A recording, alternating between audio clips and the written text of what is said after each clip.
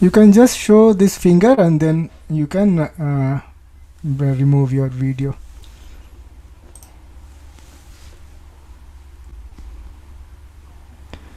All right, so we are live. Hey everyone, people who are watching us live on YouTube. Good afternoon if you are in Australia. Good morning if you are watching from India. And I welcome each and every one of you to this live conversation with our special guest today. I really appreciate you taking your time out for us and hope you will get a lot of value from this conversation. So let me give you a quick introduction of Amir Kutub before we get into his inspiring journey of dream struggle victory. Amir has a degree in mechanical engineering from Aligarh Muslim University and an MBA in information systems from Australia. He currently lives in Australia with his wife. While he was doing his MBA, he started his company with $2,000 in 2014. Today, his web and app development company serves its clients in 4 countries with 200 plus staffs. He is also an investor in 7 tech startups and is co-founder in 4 of them.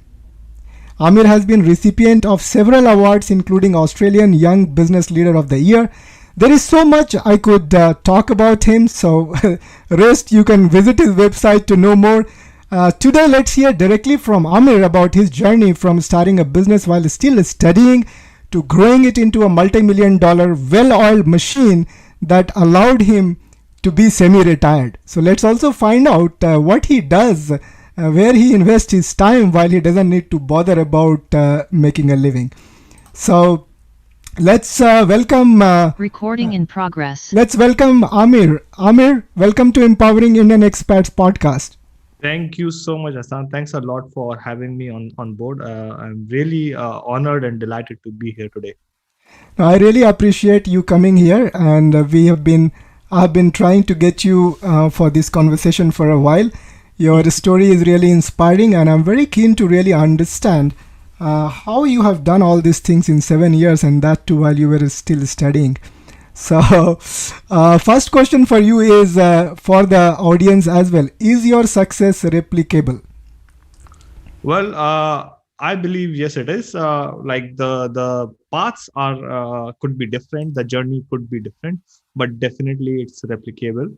Of course, one thing that I preach everyone is that you can't copy someone else's sort of life and what someone else has done and just replicate it. But what you could do is you could learn some lessons from their lives and actually implement those learnings in your life as well. But I was not given anything on a silver platter. I have worked my way through. I faced all of these challenges, and I believe that with the right approach and with the right mindset, anyone can reach to the level where I reached as well. Oh, that's fantastic, Amir. Do you mind giving a perspective of where your business is today in terms of the services you provide, in terms of spread across the geography, in terms of the team size, etc.? Sure, absolutely. So we actually started Enterprise Monkey as a web and app development company, I think in 2014, from a small garage here in Geelong, Australia. And then from there, we have sort of constantly grown. And now we have moved into things like artificial intelligence, virtual reality, augmented reality. So all of the new tech services, big data as well. And now we are actually serving some pretty big government organizations, Fortune 500 listed companies as well, Australian stock listed companies, NASDAQ listed companies as well. And then we've got offices and clients in Dubai, Malaysia, Singapore, UK, some clients in US, of course, in Australia, and an office in India as well. So that was the main business that I started. That's like my sort of like core prominent sort of service based business. But apart from that, I started investing in other tech startups as well. So I co-founded around 4 myself, and I invested in 7 other tech startups as well that are at different level of their journeys. And recently, I've been sort of working on my other venture, which I'll probably talk about in more detail soon as well. So the way I spend my time is mostly because the way I built my business was so that it could run by itself. It doesn't need me. So Enterprise Monkey actually runs by itself. It's got a full process and cycle. It's all automated and delegated. And then I spend my time either investing on businesses or working on new projects. That's awesome, Amir. That's a pretty easy, straight introduction of your business today. And you started all of those things started way back in 2014 when you came to study. Did you come to Australia in 2013 or 2014? I actually came to Australia in 2013. I think I came to Australia in 2012, like October 2012. And then I started my MBA in October 2012 as well. And then when I came to Australia, I started looking for jobs initially, but I couldn't find any jobs. I applied for around 150 jobs, but couldn't find any. So I started working as a cleaner at the Avalon Airport here in Geelong. So I was sort of like doing the cleaning and things like that. Then I took another job where I was throwing newspapers in the night. So, delivering the newspapers in the night. So I did sort of these odd jobs for around 1 year before I got into an internship at a company called ICT Geelong. And through that internship, I was able to convert that internship. And just working in that company in 1.5 years, I was actually promoted to the general manager of the company as well at the age of 25. And so I 25. Yes, 25. So I served as a general manager of that company for 1.5 years. And during this time, I actually founded Enterprise Monkey as well. So I helped that organization grow their revenue by 150%, improve their membership by 250%, and then left that organization to focus like my full efforts in Enterprise Monkey. So Amir, if you had not come to Australia, would you still do what you're doing today? 100%, definitely I would.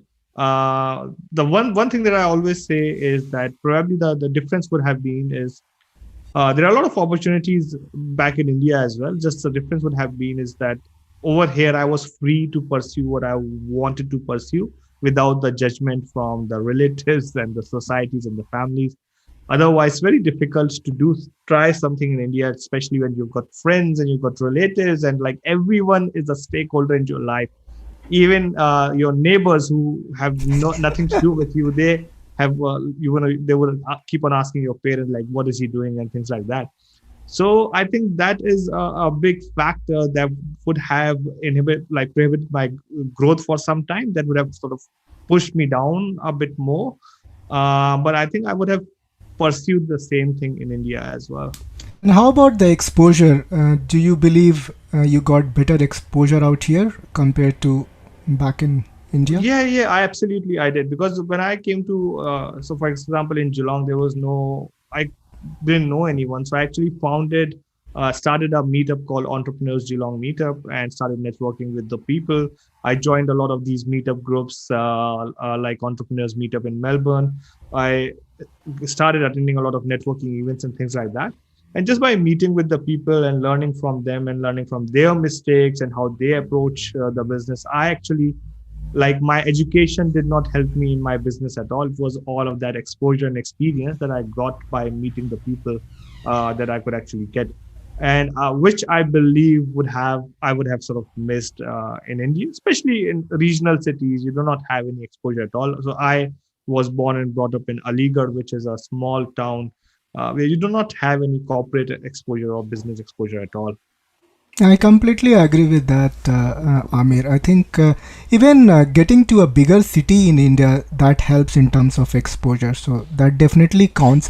Let's go back to the day when you decided to start a business, because it's very important for everybody to understand it's not a dream that suddenly happens. It has a background. So what prompted you to start your own business? And just give me the picture of how did you do that? You registered a company, and you were already working 2-3 jobs at that time. So how did you get started?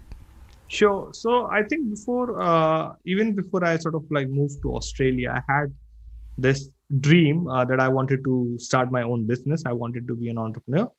Just I was not sure how to do it. I was not sure how a business runs, but just felt very good to me. And one of the things that I was actually doing from my college time was that I had this habit that whenever I would look at a problem, I will try and build an opportunity from that. So I saw in my university there was uh, no portal for people to interact with each other. So I created the first social network, and that sort of like went a big hit and so on. So I always believed in this power of technology uh, to actually solve real world problems. And when I started reading a bit of books about entrepreneurship and things like that, I understood that this is what entrepreneurs do. They actually look at a problem and try and solve them with the help of whatever means they have. So that's why I thought that I would actually start my own business where I could do that. Because before coming to Australia, I was working at Honda Cars as a production manager for 1 year. And one thing that I realized was that my skills and my potential was not fully utilized in that organization. I was doing my job very well, but my scope was very limited. Even when I sort of tried to expand my scope, it didn't work because corporates have got a very tight structure in terms of the things that you could do. That's So true. that's when I realized that my skills would be best put to use in a venture where I could actually do all of it on my own and sort of manage my own team and things like that. And that sort of like pushed me towards entrepreneurship. So it was not the money, it was not the fame or something like that. I knew that I knew about the failures. I knew that I might fail, but I just wanted to give it a try because I did not want it to sort of end up living my life in a way that I do not enjoy. I completely understand that. So you are a mechanical engineer, but you have business in technology. So take me to the time when you thought, okay, I'm working too hard, two jobs, and studying. I want to start a business. What did you do at that time? Sure. So the very first thing that I did was I actually, when I came to Australia, I applied for my tax file number as everyone does, but I also applied for an ABN, which is the Australian business number, which anyone as a subcontractor could actually get. And that's the very first thing that I actually did because I was keen about opening up my own business. While I was doing all of these, for example, when I was doing cleaning jobs, I was actually listening to the podcasts all the time. So, just listening to the all of the business podcasts and things like that. And I knew that I was doing these two odd jobs and things like that. But I had a very clear idea in my mind that I want to start my own venture. I want to be an entrepreneur. I want to start my own business. I was just not sure what do I need to do. So one advice that I sort of got from listening from a lot of podcasts and reading a lot of books was that just need to give it a try and see how it goes. So that's what came to my mind was like, look, I'm already in a position where I'm like, I do not have a very stable job at the moment. I've left my stable job, came to Australia. This is the time when I could actually give it a try. And the worst thing that could happen to me is that I'll fail. If I fail, that's fine. I'll pick myself up again and find a job. But this is the time. If I don't do it, then I'm going to regret it later as well. So and I was actually working pretty hard at that point of time because I was doing two jobs. So I used to wake up very like at 2 a.m. in the morning. I had to go and distribute the newspapers.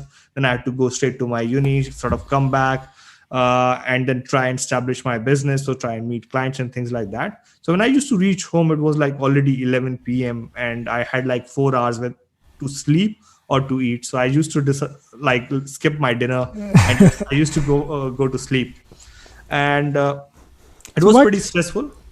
It's very tough. What you just explained is it's very difficult to even comprehend. How would somebody even think about doing one more thing? So was it the inspiration you were getting through those podcasts and books that was pushing you like, okay, this is the time. There will not be another tomorrow. This is the time. Well, actually, it was definitely the knowledge from the books and the podcast, but a deep understanding of what I wanted from my life, and I think that clarity actually helped me move forward. Very nice. So a lot of people have this sort of like, first of all, they do not have clarity in terms of what they want to do with their life. And I had been through a previous experience where I had worked in a corporate environment. I did not like it. I knew that I did not want to go back there, right? So I had a clarity in terms of, okay, this is something that I don't want to do. Yeah. And secondly, I also knew, like, I could understand my weakness and my nature. And the problem with me is that if I'm not passionate about something, I cannot do really well about that thing. And I think it applies to everyone, but for me, it's Yes. extremely strong. If I'm interested in something, I'll just give all of my energy to it. But if I'm not interested in something, it's very difficult for me to, put something into it. And that's why my marks were not great as well. So So coming on starting the business, so you already had registered. What services you decided that you will give, and how did you go about finding your first customers? sure. So my in my MBA, one of the assignments, like one of the subjects that we discussed was business process management, which is more about sort of looking at a business's existing processes and saying how we can actually optimize these processes with the help of technology. So I thought this is an interesting one, and I started looking at small to medium enterprises, and saw that there was no service or no consultant that would actually help them with that. And there were a lot of things that they were doing unoptimized or wrong. And just by introducing a small piece of change, a small piece of technology, we could help them increase, like, save their costs or increase their revenue. So that was the first service that I actually started pitching to small to medium enterprises, where I would say, look, I'm going to look at your current processes, and I'm going to look at your what are the gaps, what are the problems in there, and I'm going to optimize those processes and automate their processes with the help of technology. And I started reaching out to clients, like, not clients, like prospects, and started reaching out to them in trains and buses and, like, everywhere I could find them, like cold calling and things like that. And but initially I did not get any clients. But what I did was I then started that I will started asking that I'll do everything for free. All you have to do is just give me a chance. And then finally I got a chance from there. And what was that first work? Okay, so the first work was pretty interesting one, because it was with a wheelie bin company that was actually delivering repairing bins for the city council. And the problem that they had was that all of them, the note taking and management was all manual. So they were doing it all manually. The drivers were doing it manually, then bringing and to the office. Then office was entering it in spreadsheet, then emailing it to the city council, and the city council was filling it all. So it was like they were facing a lot of errors through that, and some of the errors costed them around $5,000 a week. The council was not happy because council was getting a lot of calls as well. So we ended up developing a mobile application for them, for the drivers. We ended up placing QR codes on the bin, so that they would scan the QR code that this bin has been repaired. It would automatically update the database at the bin company, but also update the database of the council. So it actually saved them around $20,000 a month, and also helped them increase their customer satisfaction. And as you well. did everything for free for them because you wanted a customer to start with. I said that I'm going to do everything for free for them, but just by when I sort of came up with the solution, he was extremely happy All right. with that, and he's decided to pay me for that, and he actually paid me sort of like a good amount for that, because I was saving him like $20,000 a month, sort of thing. But we did not enter into any agreement in the beginning. But at the end, I was actually paid. And did you do all these things on your own, Amir, or you hired some contractors? Okay, so I did the consulting part on my own, came up with the solution on my own, came up with the architecture on my own. But with the for the development of mobile application, I am not an app developer myself, so I actually contracted someone to develop the app for me. So when you say you did the design architecture yourself, where did you get that knowledge? You were a mechanical engineer. Okay, so back in college, I actually, when I decided to develop the social network for my university, that was the first time when I sort of learned a bit of coding and learned a bit of architecture from there. And then I was always doing these passion projects where I was actually developing these solutions. So for example, when I was working with Honda cars, they had a problem where all of their processes were paper-based, documents were not there. So I developed a documentation management system for them as well, just by using scripts from here and there. So I had that understanding of how the architecture is going to work. Didn't have any formal knowledge about that, just sort of learned it all from the internet. That's really nice. That's very interesting. So this is a very good takeaway as well. Amir, many a times people think, oh, if I want to do that, but I don't know enough or I don't know much about it. How would I go about it? So as an entrepreneur, the idea is not that we need to know everything. We need to be able to assemble people or get people who have the expertise. But if we can front end the customer, get the buy-in and do the high level work in front of the customer, I think that's all is required, and behind the back we can always get expert resources to get things done, isn't it? Oh, absolutely. And I think the biggest gap is understanding the problem that the customers are having, understanding their needs, and then translating them into a solution. That's the biggest gap in the market in every industry. So if you can learn to do that, then you will be pretty good at everything. There's another question that's coming in my mind, Amir. Whatever you were talking about, you were doing it when you were like 24, 25-year old.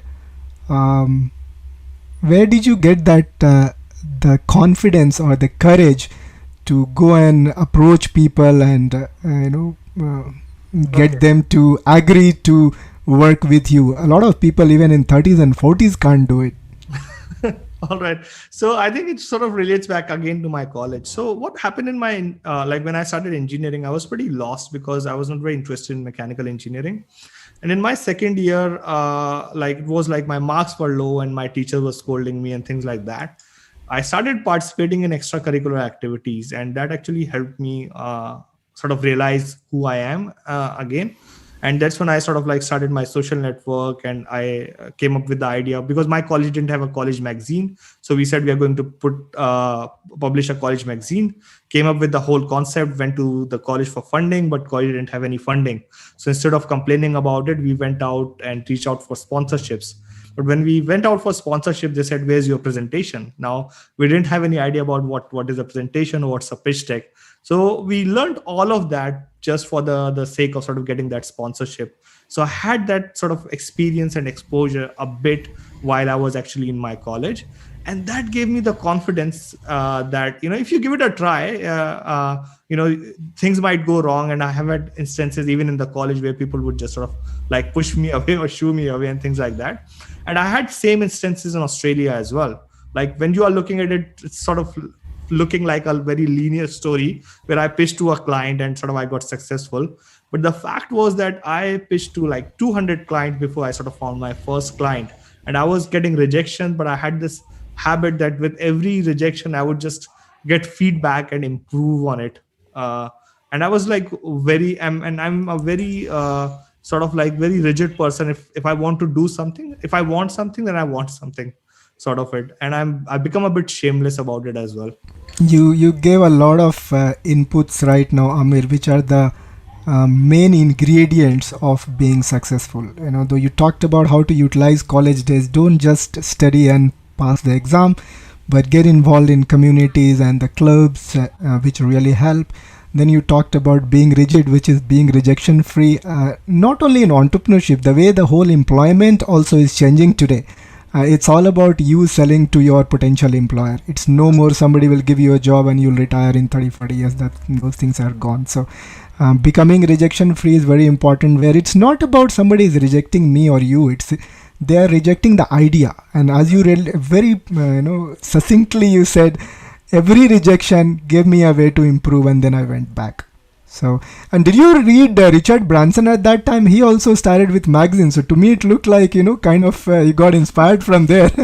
Well, it's funny. Like when you start reading a lot of entrepreneur story, it feels like that they all are talking about the same things, like 5 or 6 basic things. Basic fundamentals, yeah. Yeah, it's all the same. Although it feels like a cliche, but it actually works. Like these are very basic, simple things that every successful person would tell you, and you'll say, it's the same shit. But the thing is that people do not internalize those things, and people do not practice those things. So if you start practicing those things, then everything else becomes sort of like pretty easy as well. Yeah. So yes, you're right. I actually read about Richard Branson as well. I have been following Elon Musk from a very, very long time, from the days, he sort of like left PayPal and sort of he was about to start SpaceX and Tesla and things like that. So those are the guys that actually definitely inspired me as well. And we are in the best time on this planet, Amir.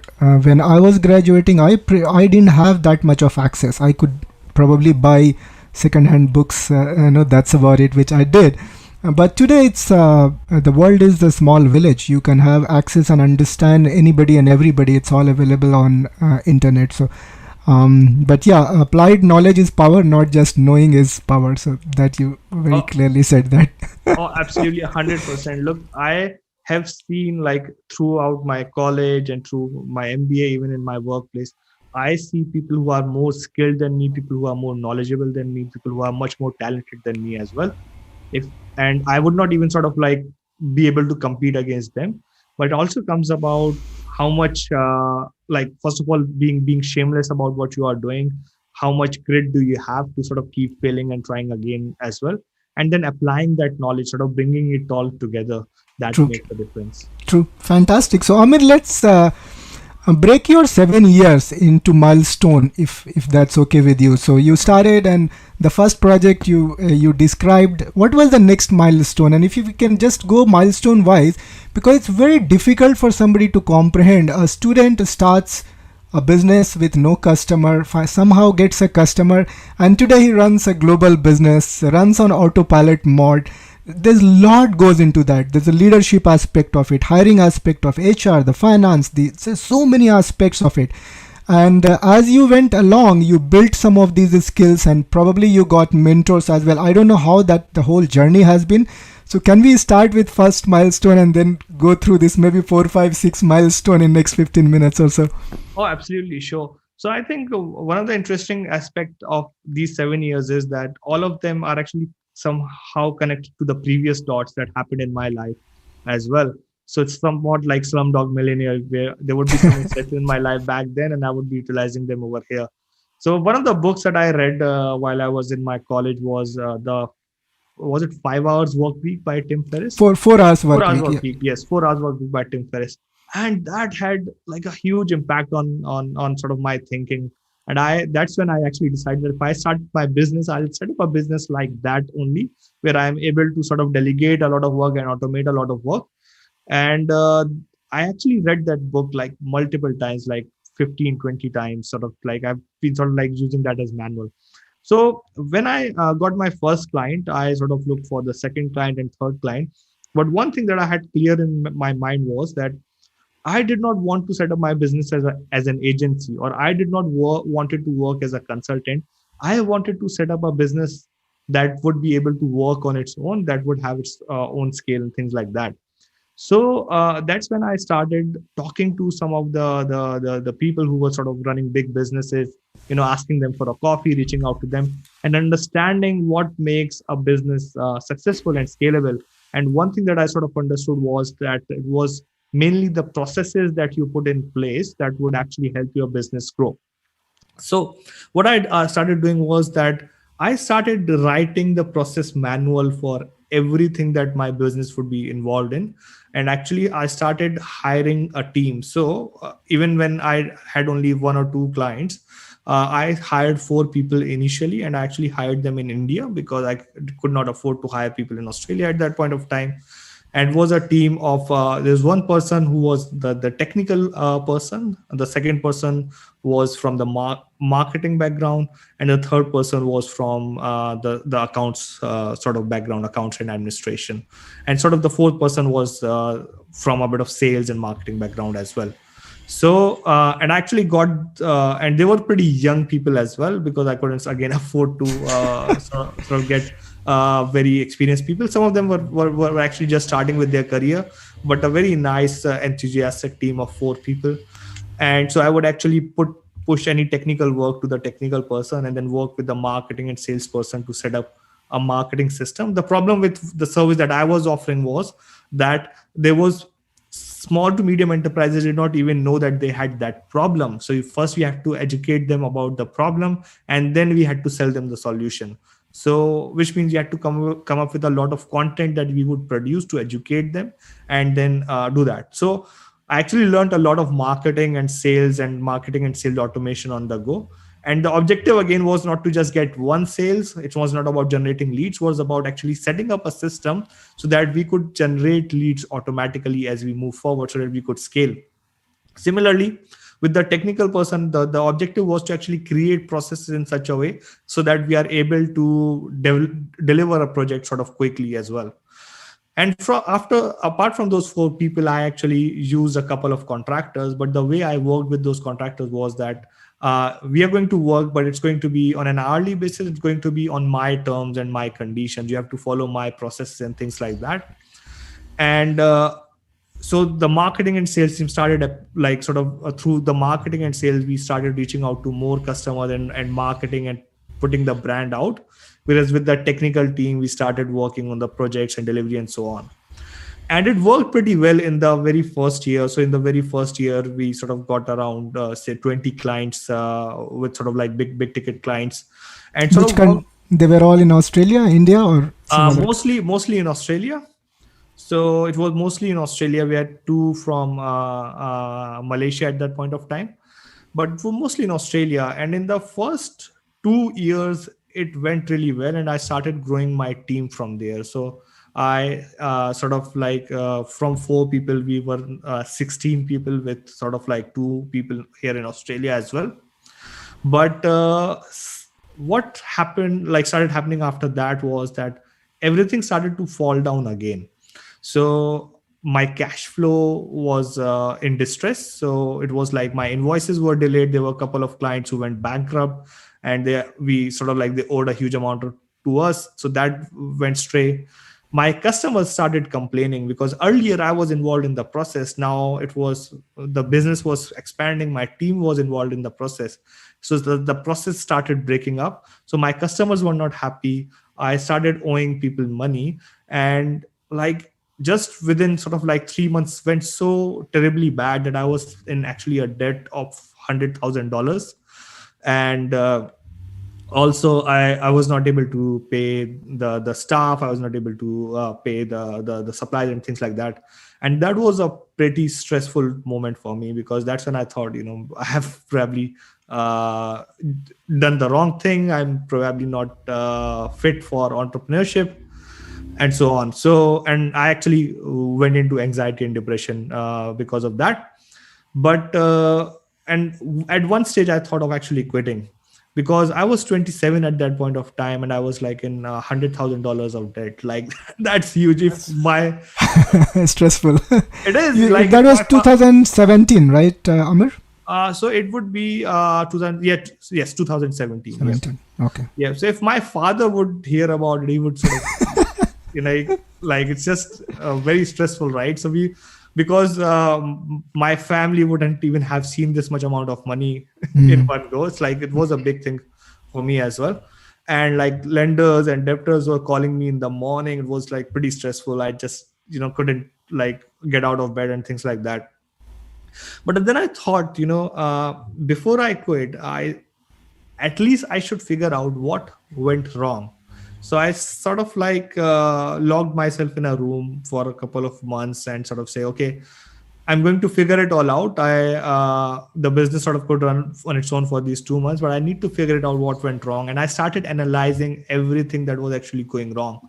And what I figured out was, first of all, that because I do not have any financial background and I am pretty bad with finances, I was looking at the innovation part of the business. I was focusing on growth, but I was not focusing on the profitability and cash flow. So that was one thing.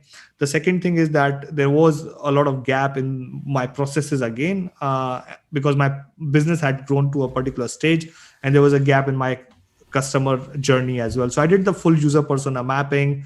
I learned new tools like customer journey mapping, things like that. I again talked to a lot of people who are sort of like my mentors, like some of the mentors like Scott Brown, who actually helped me look at my business from this bigger picture, because I never had run the business. I never had a CEO experience as well. And my business was growing. So I started looking at all of those processes and understanding what went wrong. And then I re-engineered, restructured my business. I changed for example, my revenue model. My revenue model initially was invoice based. I changed it to a recurring revenue model. I changed my payment terms and things like that. I started vetting my clients. I was trying to get all of the clients. One thing that I understood was that you don't need to have a lot of clients. You just need to find a few clients and serve them really well. So not everyone is not your customer. So I sort of changed my marketing approach. I sort of re-engineered my business and sort of like almost relaunched my business from there. I actually fired 80% of my clients, and I said, look, we can't work with them. It's too painful or things like that. I've said our terms and conditions have changed as well. Our pricing has changed as well. And I sort of repositioned myself in the market. And I think within 6 months, we were able to pay that $100,000 debt. That was pretty good. And we sort of like came out sort of pretty victorious from there. That's incredible, Amir. One thing coming in my mind, when you talked about the early days, you hired young 4 staff, and one of them was on marketing, and you said small businesses were not really aware about these process gaps, so you had to create content to educate them. Do you want to talk a little bit about that? Sure, absolutely. Because if I have to create content, it kind of a pressure on me. How can I create content every day? So how do I source content? What did you exactly do in creating consistent content, and for how long did you do that? Okay, absolutely. So the thing is that, as you said, you have to educate the customer about the problem and the solution. That's the most important thing. And now is the time of the disposable content, where people would see something and they will forget about it, and you have to produce something new as well.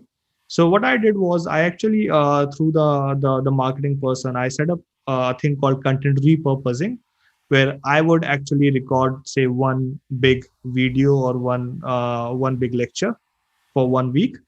And so that would consume my 2 hours, 1 hour sort of preparing, 1 hour actually delivering that.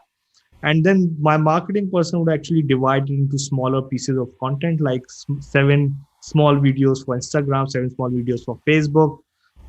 They would write a blog out of that. They will convert it into audio, publish a podcast out of that. So we are sort of just using, because I was busy doing so many things. So I was actually producing one piece of content, and then my marketing team was extracting it and converting into a video, audio, and actually written content for different mediums. That. Did you have to review those contents or no? Because it was sort of like already sort of pre-reviewed, because I did it from. Okay. So I did not have to review the content. It's actually Gary Vee. Yeah, I was thinking about Gary Vee. The moment you said, I was thinking of his 33 pieces of content with one. Absolutely. And I did not even, I just took Gary Vee's presentation, sent it to my teams, like, this is what I want.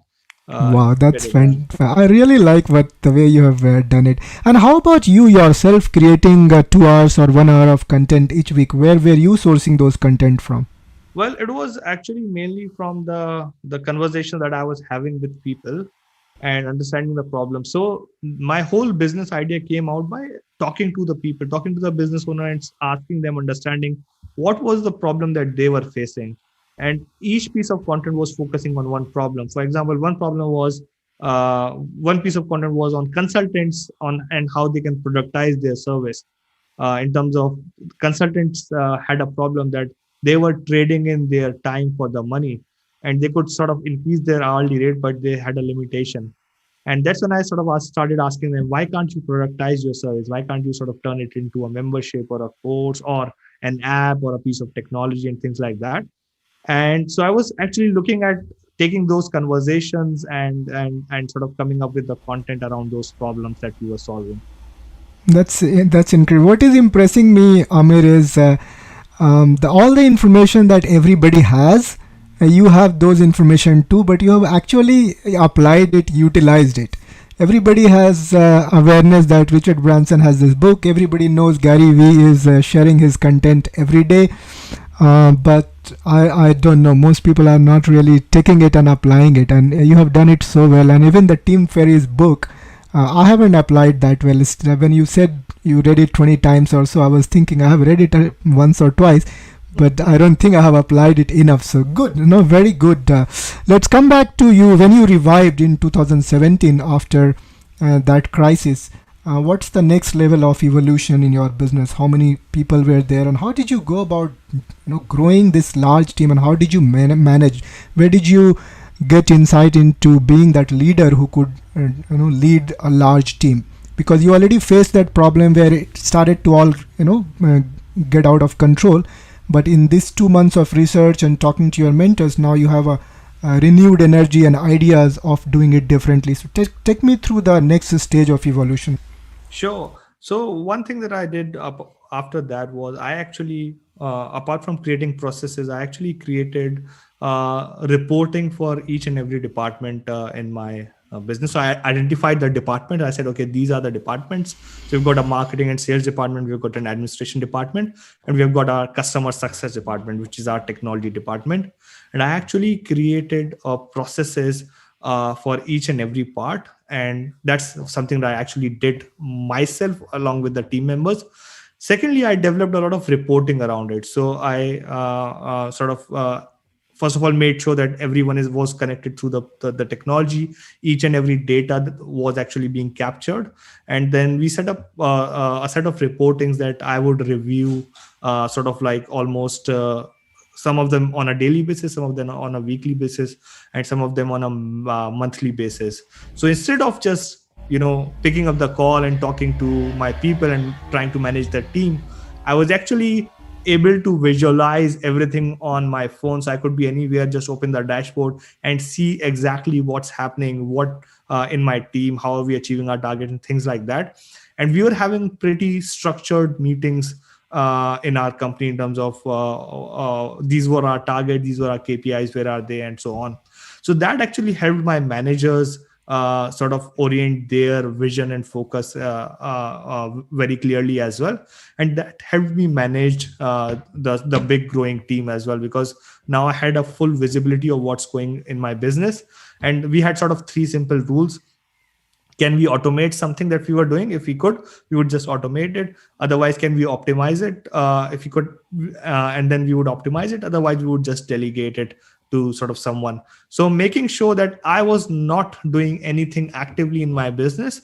I was out of the business. I was just looking at it from like a bird's eye view and seeing, okay, this is my dashboard, and this is sales, marketing, everything. Where are the red flags?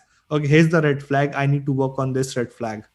And this is how I still operate any of my business at the moment. Is I look at the bigger picture and see, okay, where are the red flags that I need to work on? And I just look at that. And the question that I ask is pretty simple.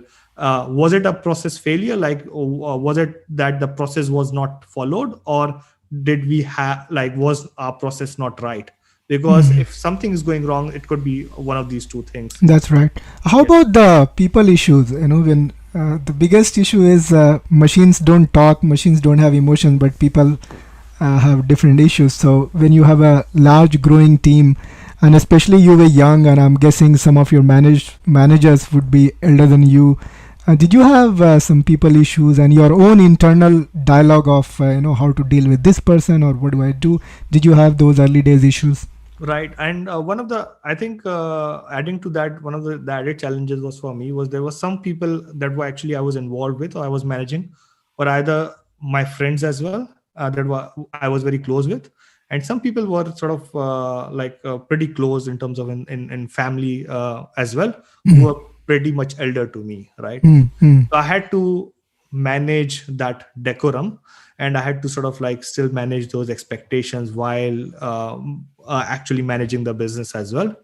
And that's why I have always been focused on the figures and the processes itself, in terms of being respectful of the people that I'm actually working with, and but talking about few points. So the problem is that whenever you're managing people, if you talk to them about 3 or 4 things, then it becomes challenging. For example, for my delivery manager, the person who is responsible for the delivery, I have got sort of three simple things, like I just want to make sure the quality is right, the cost that I'm spending is right, and the delivery, the time is actually correct. So I would only talk to him about the QCD, like quality, cost, and delivery. And whenever he would sort of come up with something, I would sort of say, how is this thing going to impact the quality, cost, and delivery? And I would tell him straight away that these are the things that are non-negotiable for us. You could do anything around that, and that's fine for me. So if you actually focus on those pinpoints and give them a very clear KPI and clear direction, that helps inform every decision as well. And then I had instances where people would have conflicts with each other, and I would just sort of like go in and I'd say, I'm not interested in who did wrong or what has actually happened. I'm only interested in understanding, did we miss a particular part of process, or is it that the process was not there? So it's not about humans are there, they will make mistakes. But the thing is that the process and the checklist and the auditing and the reporting are built in such a way that humans are there to make mistakes, but the systems should be in such a way that those mistakes are caught and do not have an impact on the business. True, very true. Do you also have formal audit, like external audit, when you said audit? Absolutely, because we do actually. We are an ISO 27001 company, which is a sort of like a security compliance. But apart from that, we have got external auditors who come in and audit our internal processes as well. So you have a pretty robust process-based organization, which has a very high market value, if it is. Oh, absolutely. Because nowadays, my sales people, when they talk to the clients, all they have to show is just a process handbook, and they will say, okay, whenever clients would ask, we have got three potential suppliers, why should we work with you? They'll just open up our process handbook and say, ask your other suppliers if they have got a similar robust comprehensive checklist for delivering what you need. So we have got a very clear roadmap in terms of, if someone needs to make a coffee, how would someone make a coffee? Like, very simple things and very complex things, all are really well defined and all are measurable as well. Got it. Very nice. So very well defined organization, which can be easily transferred as an ownership. It can easily be transferred. Absolutely. And these are the kind of company which really sell for very high value in the market, just because of the process and the structure, nothing more than that. So coming on 2017, when you revived, what was the next milestone? So your first goal was just revive, get the money, the debt out of my site, and then start to grow from there. So what was the next stage of growth, Amir? So the next focus was mainly on the growth and profitability of the organization. So we moved to more of a recurring revenue sort of model, and then we also started productizing our services as well. So although some of the services we were offering were on a consultancy basis, but we started productizing our services. We started producing internal products as well. And then we started looking at new markets as well. And one of the markets that we identified was the funded startups market. And we started working with a lot of technical startups. And one of the approach that we actually followed was that some of the startups that were really good idea, we would actually vet them. And then we would, instead of taking the money from them for the development, we would actually take equity from them for the development. And that's how I started investing in the tech startups as I moved forward. And then actually using the solution that we were providing to startups and pitching these solutions to larger organizations. That was pretty cool, because large organizations would generally have their own technical team, but their lead time to do even a simple minimum viable product would be 2 years. Right. We would sort of go to them and say, we can actually do the same thing for you in 3 months. So the ability to provide them an extension of their team in a more agile and scalable way. And that's when we started expanding to different markets. So expanded to Dubai, then UK and US and so on. And one thing that we also did in sort of around 2019 was that instead of actually just having an office, because we had an office in New Delhi and we had an office in Malaysia and Dubai. So what we did was we said, rather than just restricting our workforce to a particular office, we'll just keep it open so that anyone from anywhere around the world could actually join our organization. They don't have to come to the office. They can work from wherever they want. And so we sort of like almost took everything that we were doing like completely 100% cloud based. We sort of even banned Microsoft Word and Microsoft Excel and things like that. Said, even if you have to use a notepad, use a cloud based notepad. Everything that you are doing for Enterprise Monkey, it needs to be on the cloud, so that no information is actually lost and all information is accessible 24/7. That's fantastic. So where all your new employees came from, apart from these countries that you mentioned? Okay, so we have got sort of couple of people from Nigeria that are actually working with us, and then we have got 3 people from Philippines as well. We have got people from different parts of India, uh, even sort of South India, Bangalore, Hyderabad. Of course, we got an office in Delhi as well, and then now we are also having a lot of people from rural India as well. Hmm. And that has been an interesting development. That is one of the passion project of mine as well, where I'm trying to bring a lot of people from rural India and actually educate them and also bring them into the organization. That's so nice, Amir. And how are people reaching you for job? Are you publishing on your website, or how are these people from Nigeria or Philippines got in touch with your organization? So it's mostly through LinkedIn, and then we would definitely publish jobs on all the job portals and things like that. We've got our own job portal as well, but it's generally mostly through LinkedIn. Okay. Okay. Couple of thoughts running in my mind. One is the productizing word that you used. You used in couple of contexts. One, when you were helping the tradies productize their services, then you yourself productize. That's a very powerful idea, which I think entrepreneurs know these days, that they have to productize at some point in time, otherwise they will not be able to scale. Right. But in employment world, excuse me, in employment world, nobody understands, and that's why we trade all our 8-9 hours, and then we start from zero the very next day. Do you want to give a little bit insight into productizing? Very powerful concept. Sure, absolutely. So the way I look at productizing is that even if you're offering a service, if you could actually package that service where there's a very clear entry, there's a clear starting point, and there's a clear end, and you could put either a package or a price to it, then what you are doing is you are actually, rather than, the problem is when someone is sort of like hiring someone to provide a service, they don't have a very clear idea of the cost, the expectation, and things like that.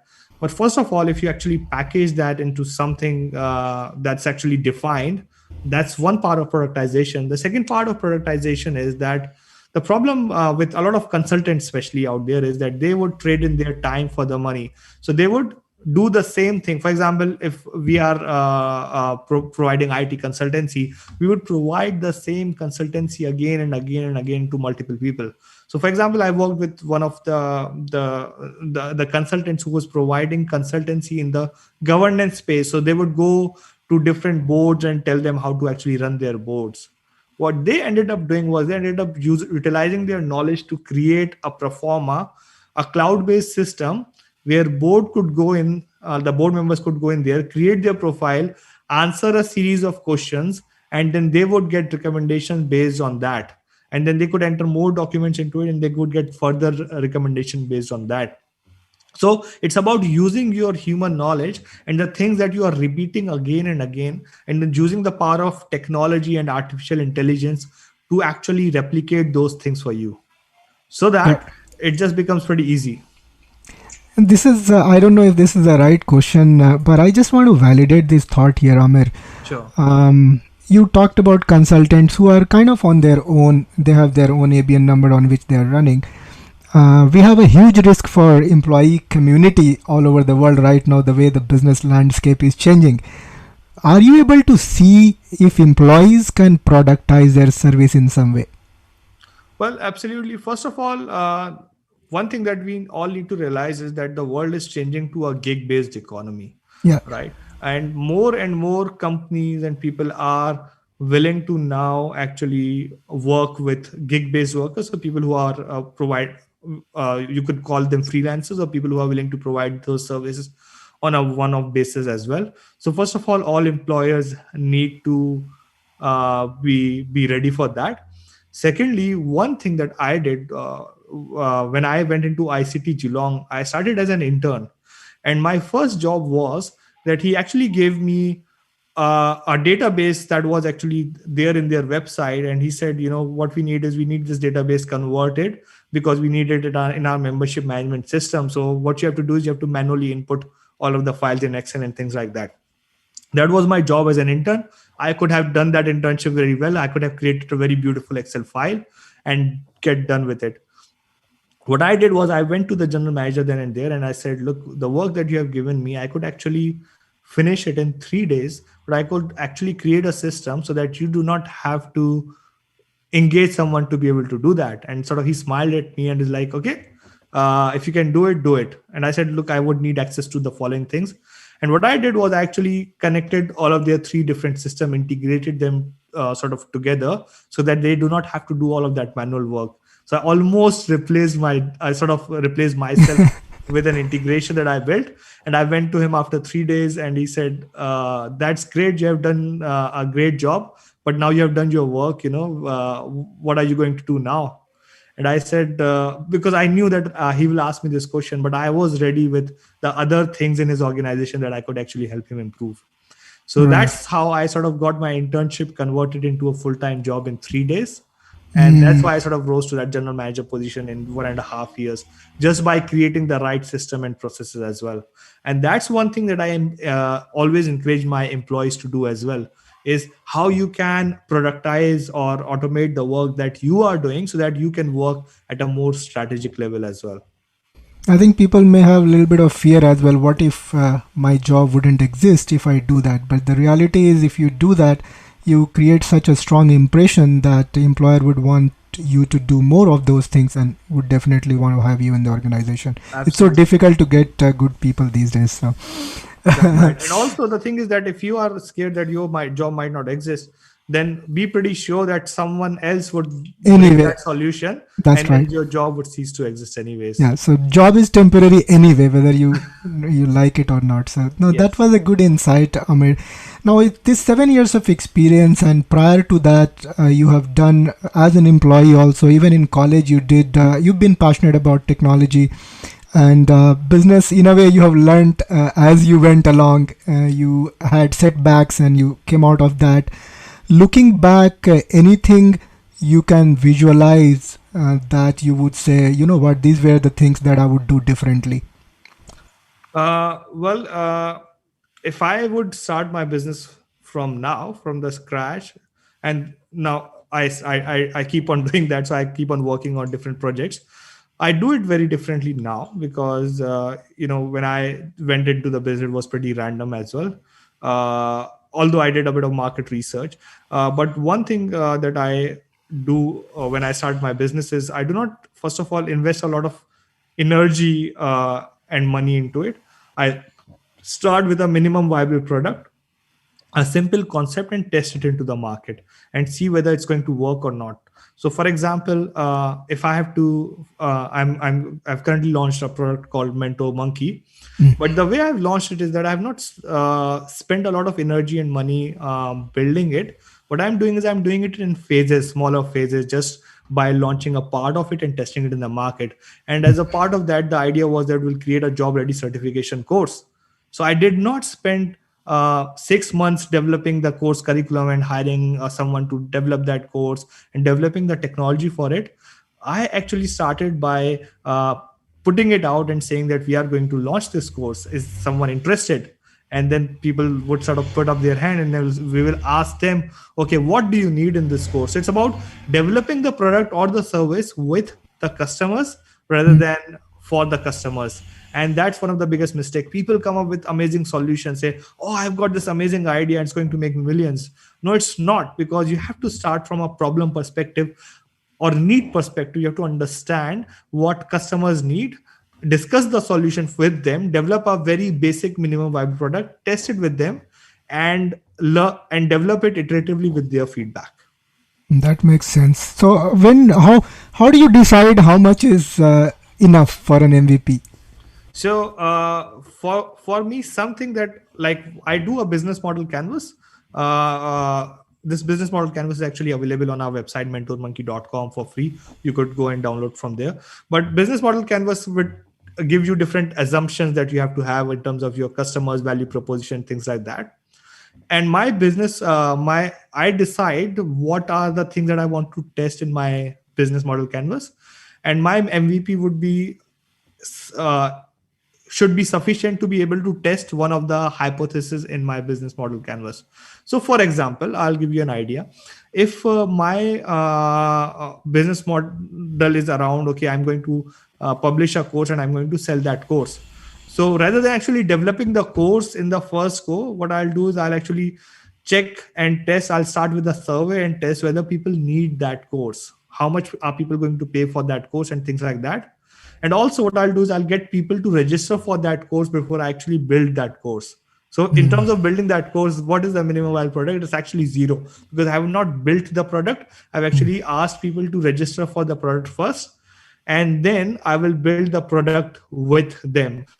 And now the people don't, in terms of the course, what is the core problem that I'm solving? I'm actually helping them impart some education. Now I don't need a fancy learning management system, I don't need a very fancy assignment system, things like that. Something that could actually impart that education. No, I got that. I got that. So rather than trying to create a solution, be problem focused, connect with the potential customers who have that problem, validate it, create an MVP, kind of sell it, before you build it, and then build along with the customer. So that's fantastic. I think that's the best way to do, but most people probably are not really looking at it that way. Now we have come to the end, Amir. Couple of quick questions for you. So it's been an interesting journey for you, and you have already talked about your influences, like you read Richard Branson, you're a big fan of Elon Musk, you followed Gary Vee, you talked about 4-Hour Work Week from Tim Ferriss. Locally in Australia or in India, did you have mentors who you got support from? Sure, absolutely. So, especially locally in Australia, I actually had a lot of mentors, even in the Geelong community as well. So, for example, Scott Brown is one of my coaches and mentors. He has sort of run several different businesses, not in technology space, but in landscape space, and now it sort of helps me with the strategy.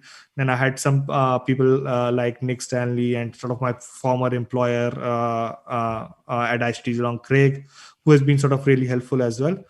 But the thing with me is that I'm sort of like a knowledge seeker, and I would actually learn from each and every one. So I sort of pick brain of a lot of my different clients as well, and I learn a lot from them as well. So it's sort of like a constant journey for me. I would just sort of catch up with coffee from someone, and so I'll just sort of learn from them as I move forward. And in terms of like the people who have sort of really inspired me, I think again, I sort of like look at a lot of TED talks and the videos, and go through a lot of books and understand what people are doing and learn from them. Any book in particular apart from 4-Hour Work Week that you talked about? Well, there are quite a few books. One is actually, I think it's called Grit by Angela Duckworth, and Yes. it talks about it talks about like the most important thing that it all comes down to is that perseverance, Perseverance. and sort of like just making sure that you sort of like stay on the course when everything falls apart. Because I feel that's where entrepreneurship, like you would learn the trade and art and things like that, but for you to be able to learn that, you have to go through all of those failures. You have to sort of like really break down. You have to go through all of that emotional and mental challenges and financial challenges as well. That's right. And that's only you can learn entrepreneurship. There's no course in the world that can teach you Yeah, that. I mean theory. It's not theory. So definitely you have to go through that. And in terms of Amir, see, if I've asked you a lot of questions, and on live, I'm guessing it's mostly youngsters, millennials, and of course, when I take it on the podcast, there would be different demography of people who will listen to it. Is there any question that I should have asked, especially to help millennials? I think you actually asked a whole lot of questions, but I think it's one of the challenges that I still see with millennials is that they feel that uh, they want to do a lot of things. People are a lot more passionate now, or they say we don't know where to start. So one of the advice that I tell them is that you will never know where to start from as well, and there's no right point to start, and there's no right knowledge level to start. Like you can start, the best way is to actually start from today itself. Now I do not encourage people to sort of just leave their 9 to 5 jobs or leave their education or whatever. You still have plenty of time, even if you are studying, even if you are in job, and if you want to say start an entrepreneurship, you still have plenty of time. Sleep a bit less, watch a bit less of Netflix, you know you, browse internet, browse your mobile, use your mobile a bit less, and you will take 2 or 3 hours out. And if you just start doing that, that's the best way to learn anything. Like, rather than, actually, people said, can I do a course?